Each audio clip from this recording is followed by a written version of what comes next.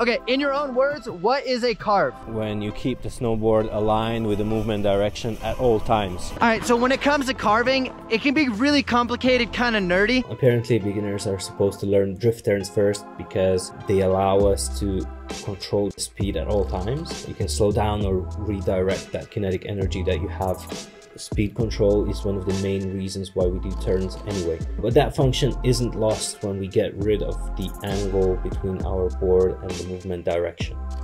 As long as the slope is wide enough, we can redirect that energy to the side and then upwards and slow down as much as you need. And that's called carving. You do have to plan your route a bit better. The route is controlled by your lean angle, and needing to plan ahead is mostly a good thing anyways. Just in case it isn't immediately clear, when we are drifting, the board is not aligned with the movement direction, just like if we were to drift in a car. And carving would be an equivalent of regular turns where the radius of a turn is programmed by the steering wheel. So basically, the more you turn it, the smaller is the radius of your turn. It's not that drift turns are worse than carved ones or vice versa, but these two types of turns are different enough with their own advantages for every good snowboarder to justify learning both. So, Steph, give me some ideas. Where would I ever use a carve turn? It's really good in the park for when you're jumping and like spinning, because it teaches you to hold a strong edge off the takeoff and not wash as you're coming off. I agree, there's no point in going to a snow park before you've learned to hold your board aligned with your movement direction. If I were to hang a stick or a ball while riding, you'd be surprised how often it points to one or the other edge of the board, the one which I'm currently engaging, even when I turn or brake. So this demonstrates the dynamic weight distribution, kind of why a biker can ride a wall of death. The vector representing the sum of all forces affecting you at each given moment changes all the time. The stick doesn't represent that vector very accurately due to how light it is compared to your entire body, thus it's more prone to fluctuations, but it gives you a general idea. From there, you can have your board fully aligned or perhaps misaligned with the movement direction, but largely your body will be in a quite similar position. If you can predict the direction of that vector depending on your next moves, you can prepare to align your body with that vector, meaning that you will not have to fight any external forces. Even rotation of the board and presses will be much easier. Working in alignment with that vector, or at least being aware of where that line is at any given moment, is half the trick to snowboarding, really. Maintaining your dynamic weight pressure over specific points of your edges is key for both drifts and carves. Why is that both are so hard and counterintuitive? Well, carving is normally only counterintuitive if you allow your instincts to dictate your drift turn technique, and those instincts are seeping into your carving. Fixing such flawed technique is not easy and often requires overcompensation, or having your weight more at the front of your board during certain phases of the turn, so that the frontmost parts of the edges initially start to drive you into turn, as opposed to backseated technique where your tail is left scrambling for control. When we are carving though, it's best, like you can still carve in a tail press or in a nose press, but it's best to have your weight over the center of the board at all times. This doesn't mean that your body just stays upright all the time. You still have to shift your weight dynamically, but your goal is to keep the weight at the center of the board. When we carve, which means that the board is aligned with the movement direction, as long as you stay in this range of positions, the board keeps carving. You can even change the edge at any given moment and be pretty aggressive with it. The vector will follow you almost exactly as long as you don't go off that axis. So most YouTube instructors agree on approximate progression. First, you need to learn to traverse while not drifting. If the board drifts, you need to shift the weight to align your body with a slightly more aggressive angle, then turn the board and start increasing the lean angle. Here we are exploring a small section of a turn with a fairly huge radius. We are always leaning towards the center of that imaginary circle, which should be 90 degrees to your board irrespective of the radius. Incorrect lean direction would immediately introduce drift. On your heels, you'll want to lift both toes equally and keep increasing the lean angle.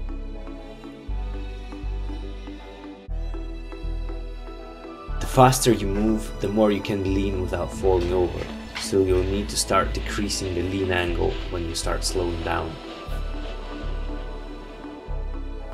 In this exercise, you'll need to get closer and closer to the fall line after your initial weight shift, resulting in higher and higher speeds. Unlike drift turns, front edge is actually easier, since we can bend our knees for a greater angle between the board and the slope, and press our shins forward with equal force. So this is like 45 degrees. Depends on how steep the slope is. Actually, try not to get a lot of speed and kind of maintain this nice cut line and go up. Lift the toes a little bit.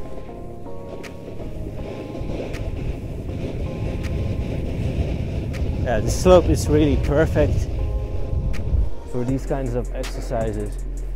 So yeah, you're kind of increasing the angle.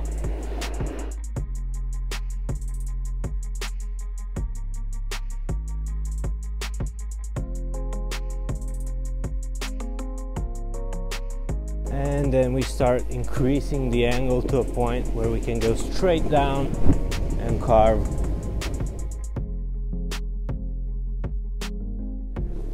"90 degrees, straight down.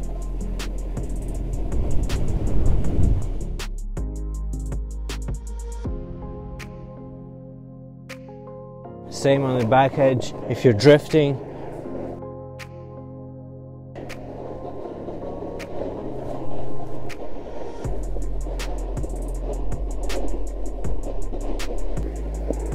we always start on the same edge we're going to be carving on, because it's easier.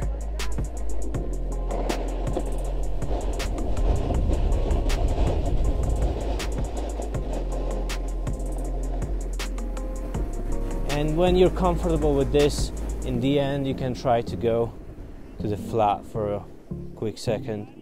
The beginning is kind of the same, but we're starting to mentally prepare for an edge change after the most intense part of the turn.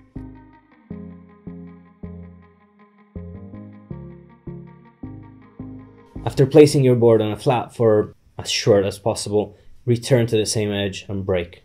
Same here.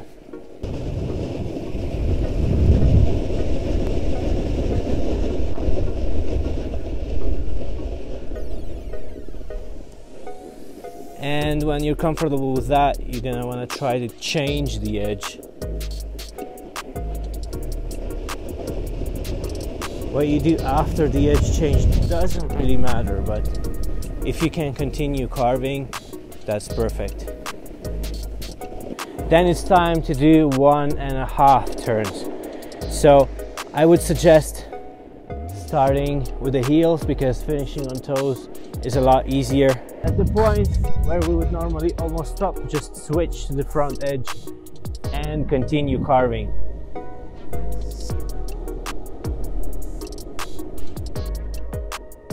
The toes and then the heels.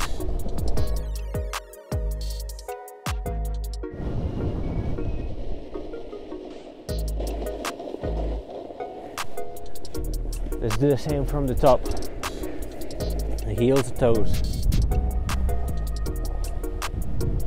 It's so fucking windy. Heels. When you're losing the speed, switch to toes.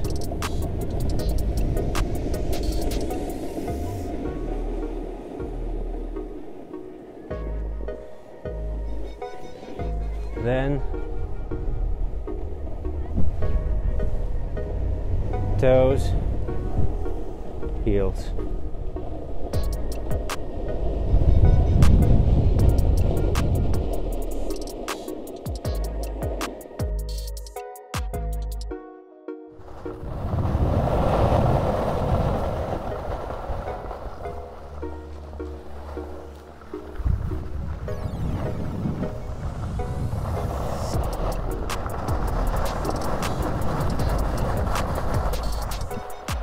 And when you're pretty comfortable with that, that's when you can switch to connected carve turns.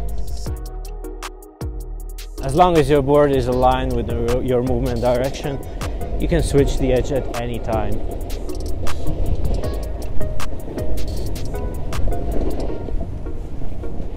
part should be fairly easy if your 1.5 turns are steady.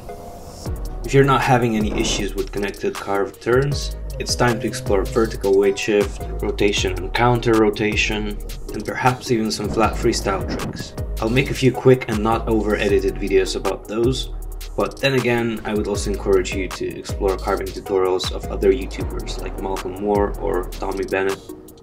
Different schools have different approaches, which might be helpful.